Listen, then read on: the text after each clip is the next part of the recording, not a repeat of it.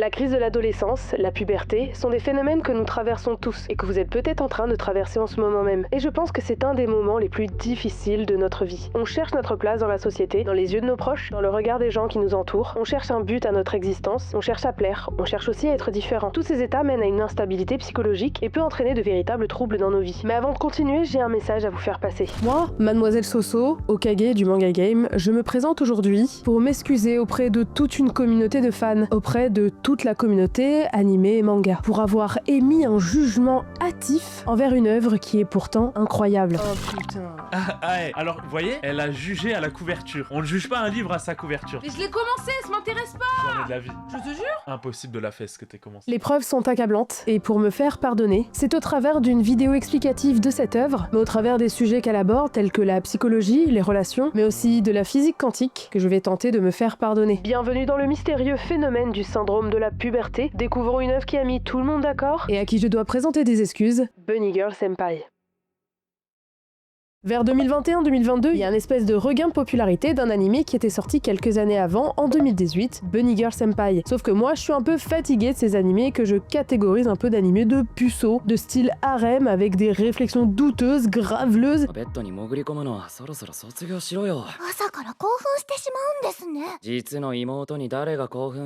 À deux doigts d'appeler la police, je le mets dans le même lot que ces animés qui sont sortis à ce moment-là, du genre Rent a Girlfriend, Domestic Nakanojo, que des trucs en girlfriend et j'en passe. Je mets cet animé à la poubelle et je décide de ne pas du tout le regarder. Et vraiment dans mes souvenirs, j'avais cru l'avoir lancé et être en mode oh, et avoir lâché. Bref, c'est très rare que je fasse ça et c'était une grosse erreur. Parce qu'en plus je crois que ce souvenir est complètement erroné parce que je pense que c'était autre chose. Sauf qu'il y a quelques semaines, je tourne une vidéo avec mon cher et tendre Mati et on fait une tier list. Il est temps de classer cet anime, sauf que lui il est outré de ma réponse, ce que je peux comprendre. Bunny Girl Senpai, yeah. Voilà. Il tente de me convaincre et surtout, je vois les réponses des gens sous sa vidéo. Et tous parlent du classement de Bunny Girl Senpai. Et là, je me dis que ça peut pas être autant unanime, ici qu'il y a forcément quelque chose. Je suis passée à côté d'un animé là. J'ai raté une œuvre. Et je me suis sûrement trompée. Ce qui fait que je décide de lui donner une chance, et que fut ma surprise. Imaginez qu'une fille de votre lycée, qui est une star, une actrice connue au Japon, se balade devant vous, et aux yeux de tous, dans une tenue de Bunny Girl. Forcément, vous vous dites, elle a pété les plombs. Mais à ce moment-là, vous vous rendez compte que vous êtes le seul à la voir. Personne ne la remarque, alors qu'elle porte une tenue qui devrait attirer les regards. Du fait que Sakuta soit le seul à pouvoir la voir, Mai va se confier à lui, et ils vont se rapprocher. Il va vouloir lui venir en aide. Comment une actrice connue peut-elle, du jour au lendemain, devenir invisible, au point même qu'elle n'arrive même plus à commander quoi que ce soit? Les gens lui foncent dedans comme si elle n'existait plus. Ils vont alors découvrir un phénomène surnaturel appelé syndrome de la puberté qui lierait des problèmes psychologiques liés à cette période compliquée de l'adolescence et des phénomènes quantiques. Et tout au long de l'animé, c'est plusieurs personnes qui vont être sujettes à divers phénomènes liés à la puberté. Boucle temporelle, échange de corps, doppelganger, comment résoudre ces énigmes, ces phénomènes qui nous dépassent totalement et qui pourtant viennent de notre propre cerveau. De light novel à succès planétaire. Bunny Girl Senpai ou Rascal Does Not Dream of Bunny Girl Senpai, qui veut littéralement dire le coquin ne rêve pas de son aîné en Bunny Girl. Néné, enfin son aîné. Aîné. Pas l'aîné. Oh mon dieu, stop. Ou de son titre original au Japon, Seishun Butayaro, qui veut littéralement dire le jeune gros porc. C'est quoi ta série préférée? Jeune gros porc.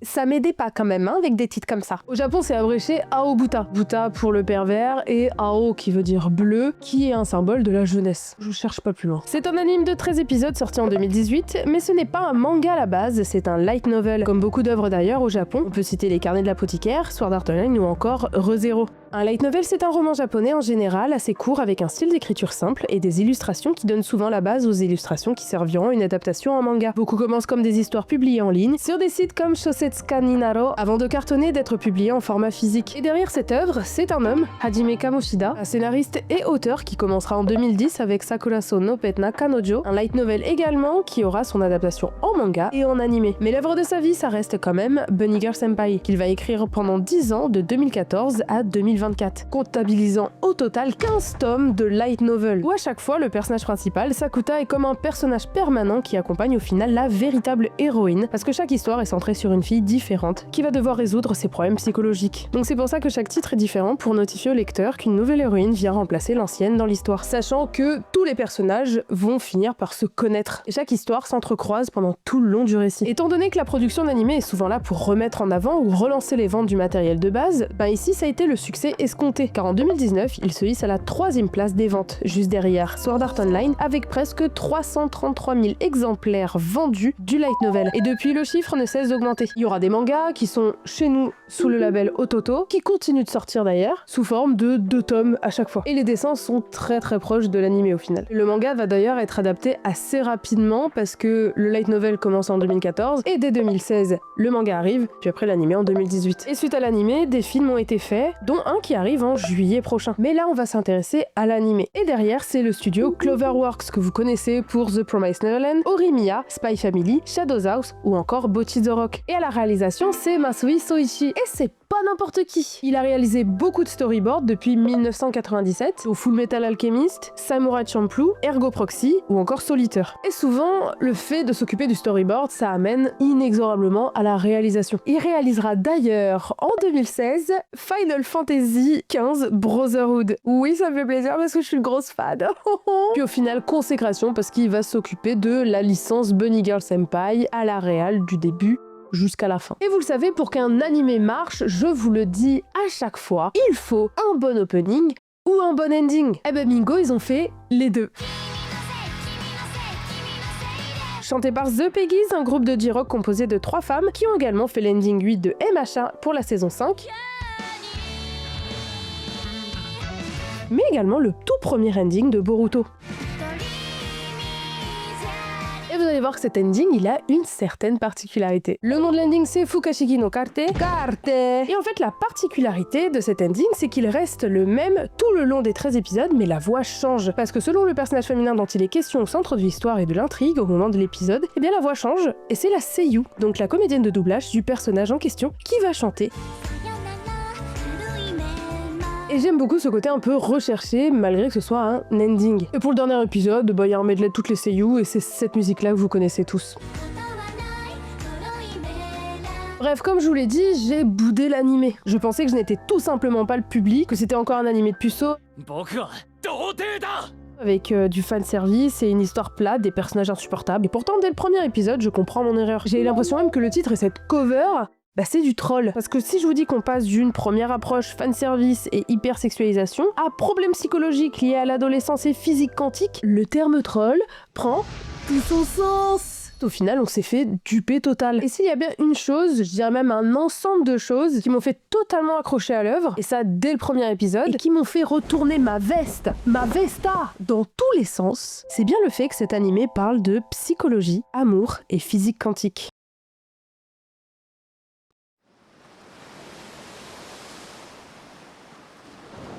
Avant de vous expliquer la partie plus compliquée de l'animé qui va sûrement vous faire aller vers un Doliprane, une des raisons pour laquelle j'ai adoré cet animé et dès le premier épisode, c'est bien le personnage principal de Sakuta.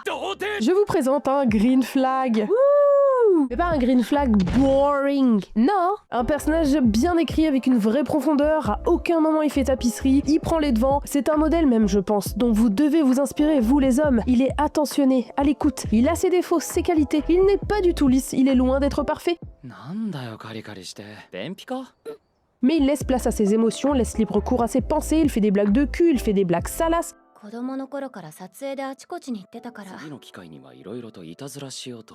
le tout de manière légère, et c'est jamais sérieux. Alors qu'on pourrait le faire passer pour justement ce coquin pervers, mais en fait il est tout sauf ça.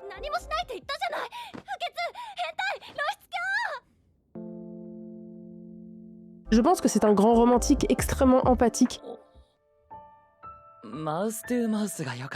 Et tout au long de cette saison, on creuse en profondeur ses relations, sa vision des choses, de la vie, de ses parents, sa situation familiale, sa sœur, l'amour, l'amitié, et son implication est tellement touchante qu'il a pris une place dans mon kokoro en très peu de temps. Autre point très important, c'est que je suis une grande amatrice de romance. J'aime quand il y en a dans des œuvres, peu importe le sujet de base, s'il peut y avoir de la romance, moi je suis contente. Vous pouvez mettre de la baston, du sang, de la violence, tout ce que vous voulez, mais mettez-moi un peu de romance, parce que s'il y en a pas, pour moi c'est comme si tu mettais pas de sel dans une vinaigrette.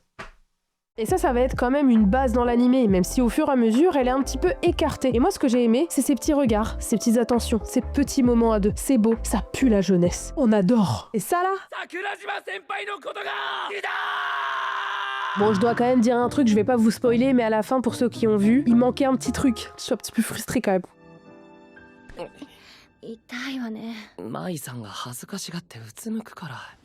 Maintenant qu'on a parlé de Love et de mon nouveau crush, il est temps d'attaquer la physique quantique. L'auteur a utilisé la physique quantique comme moyen scénaristique pour parler de problèmes psychologiques liés à la puberté. C'est très bien et c'est extrêmement bien fait. Et je pense que c'est littéralement la plus grosse plus-value de cette œuvre. Là où beaucoup d'œuvres qui mettent en avant des problèmes psychologiques tels que la jalousie, l'envie, le manque de confiance en soi, au travers de personnalités qui vont péter les plombs, se transformer en antagonistes, crier, hurler, appeler à l'aide, ici l'auteur a décidé de faire de la physique quantique une métaphore de leur mal-être. Mais avant de continuer, qu'est-ce que la physique quantique? La physique quantique est la branche de la physique qui étudie le comportement des particules à très petite échelle, comme les atomes, où les lois classiques ne s'appliquent plus. Là, je vous ai déjà perdu. Ne vous inquiétez pas, on va pas forcément approfondir ça, mais je vais vous expliquer le rapport entre Bunny Girl Senpai et cette notion. Pour l'imager, on va utiliser quelques expériences. Dès le premier épisode, avec le phénomène de Mai qui devient invisible, un premier phénomène de physique quantique est amené. Il s'agit du chat de Schrödinger. Cette expérience a été pensée par Erwin. Pas celui-là.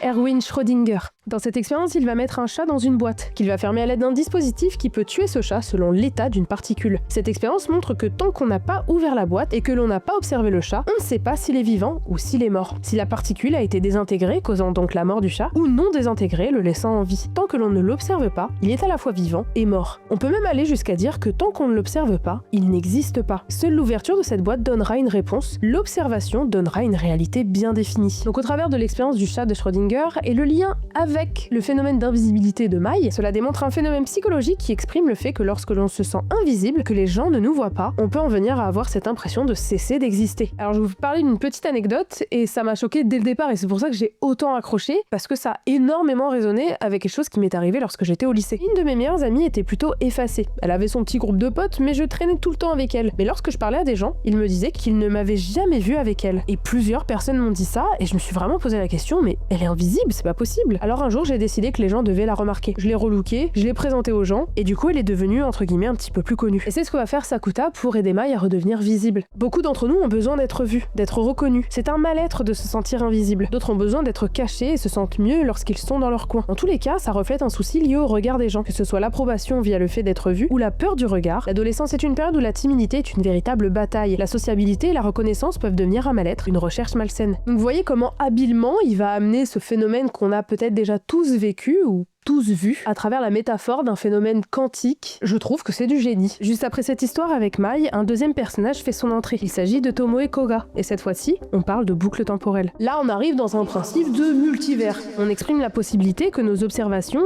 et si on va un petit peu plus loin, nos choix, peuvent créer de nouvelles temporalités. Je pourrais prendre l'exemple du film Mr. Nobody, qui illustre parfaitement ce principe. Mais qu'en est-il de cette théorie quantique si l'on ne souhaite pas observer, si l'on ne souhaite pas faire de choix? Et ça va être un peu le problème de Koga. Elle est bloquée dans cette boucle temporelle car elle ne souhaite pas faire de choix. Elle ne souhaite pas accepter la réalité. Elle est bloquée complètement face à une décision qu'elle ne peut affronter. Le passage à l'âge adulte nous confronte à ces fameux choix. Des choix critiques qui, même si avec cette fameuse phrase « Ça va, t'es jeune, t'as le temps de faire des erreurs », ça n'enlève en rien l'angoisse de ces prises de décision. Car une erreur à 15 ans, 30 ans ou 50 ans, ça fait mal. Un échec, et même les premières chutes sont parfois plus dures que celles que l'on vit après. Peut-être par habitude. Et des liens en fait entre la physique quantique et des problèmes psychologiques, il va y en avoir tout au long de l'animé au travers de ces différentes femmes. Deux personnes vont échanger de corps, démontrant de l'envie, de la jalousie, un manque de communication et un problème d'identité. Une autre va se dédoubler, exprimant son désir d'être quelqu'un d'autre, une meilleure version d'elle-même. Une bataille intérieure comme un dédoublement de personnalité. Ce moyen scénaristique est mené du début à la fin comme une main de maître. On est touché par les émotions, les discours et l'impact de ces phénomènes surnaturels qui résonnent très rapidement, tant ils sont intrinsèquement connectés avec des phénomènes que l'on a tous vécus psychologiquement. La fiction est palpable dans le réel. Cette métaphore montre une maturité d'écriture malgré ses premiers aspects d'anime pour adolescents. Et je suis vraiment très contente d'avoir découvert cette œuvre. Et je vous invite à faire de même sur toutes celles que vous avez peut-être jugées sur leur couverture, car comme la plupart des personnages dans Bunny Girl Senpai, le regard des autres peut altérer la réalité. Et si on prend le temps de bien regarder et de véritablement observer, on peut rapidement être très surpris. La superficialité n'a jamais mené à de très grandes découvertes, ni permis d'atteindre la profondeur des choses. Et comme on dit, il n'y a que les imbéciles qui ne changent pas d'avis. Donc regardez Bunny Girl Senpai pour la culture, pour la science pour Sakuta. Bye bye les Nakama.